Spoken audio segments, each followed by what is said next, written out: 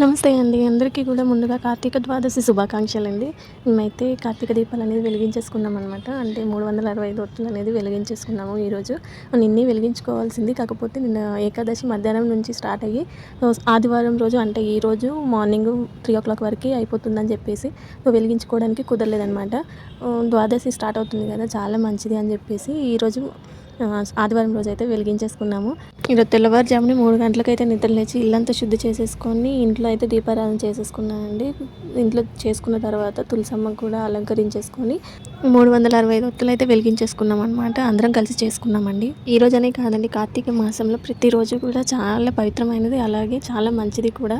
మీకు ఎప్పుడు వీలైనా కూడా దీపాలు అనేది వెలిగించేసుకోవచ్చు అనమాట.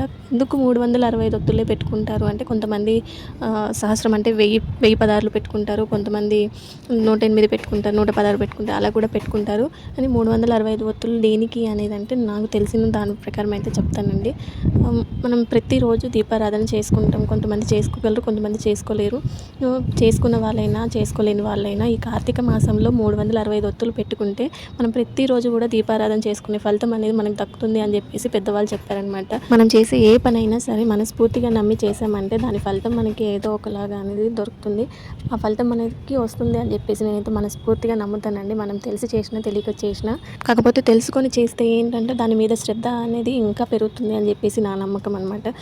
ఇక్కడ దీపారాధన చేసుకున్న తర్వాత మందిరం కంటే గుడికి వెళ్ళేసి అయ్యగారికి అయితే దీపదానం అయితే ఇచ్చేసాము.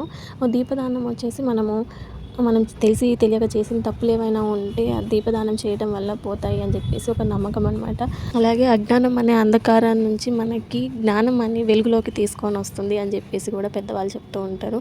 అంటే చీకటి అనేది అజ్ఞానంతో పోలుస్తారు, వెలుగు అనేది జ్ఞానంతో పోలుస్తారు అనమాట. మనం దీపదానం చేయటం వల్ల మనకి అలాంటి అజ్ఞానం అనేది పోయి మనకి జ్ఞానం అనేది దేవుడు ప్రసాదిస్తాడు అని చెప్పేసి అయితే నమ్ముతారు.